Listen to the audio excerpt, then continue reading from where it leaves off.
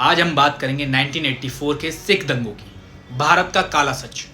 दोस्तों, आज हम बात करने जा रहे हैं भारत के इतिहास के सबसे दर्दनाक और शर्मनाक अध्याय की, 1984 के सिख दंगे।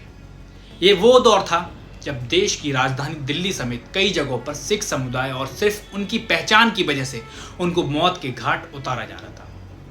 हजारों लोगों की जान गई, लाखों परिवार उजड़ गए और आज लगभग 40 साल बाद भी ये जग हरे है।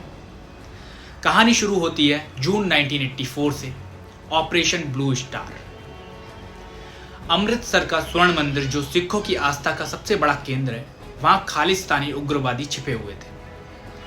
भारत सरकार ने सेना भेजकर यह ऑपरेशन चलाया, उग्रवादियों को खत्म तो कर दिया, लेकिन उसी दौरान मंदिर को भारी नुकसान हुआ और हजारों निर्दोष श्रद्धालु भी मारे गए। इससे सिख समाज बेहद आहत और गुस्से में था। तो फिर आया 31 अक्टूबर 1984 का दिन।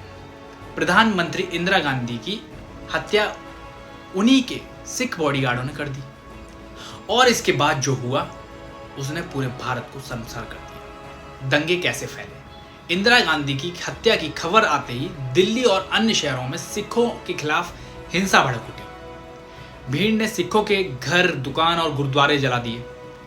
हजारों सिख पुरुषों को सड़क पर खींच कर मार दिया। महिलाओं के साथ बलात्कार हुए, बच्चों को भी नहीं छोड़ा गया। कहा जाता है कि दंगाई भीड़ को सूची दी गई थी कि किस मोहल्ले में, किस शहर में, कहाँ कितने लोग रहते हैं और कितनी तादाद है सिखों की, कौन कौन कहाँ रहता है।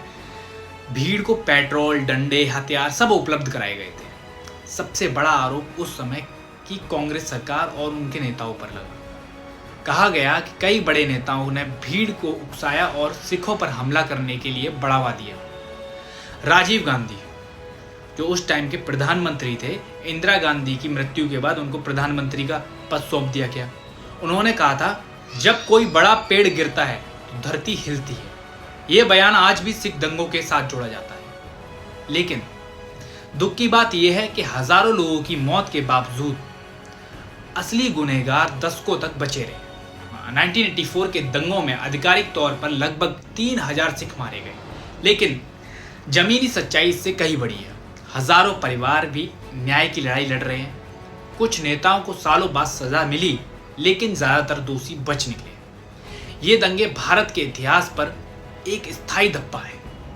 ये हमें याद दिलाते हैं कि जब राजनीति और सत्ता की भूख इंसानियत से बड़ी हो जाती है तो मासूमों का खून बहता है। दोस्तों, 1984 का ये काला सच हमें हमेशा यह सिखाता है कि धर्म या जाति के नाम पर नफरत फैलाने वालों को कभी ताकत नहीं मिलनी चाहिए। भारत की असली ताकत एकता में है, ना कि बंटवारे में। अगर आपको ये जानकारी उपयोगी लगी तो ये वीडियो लाइक करें, चैनल को सब्सक्राइब करें और ये वीडियो शेयर करें। अपने विचार कमेंट में जरूर लिखें। धन्यवाद।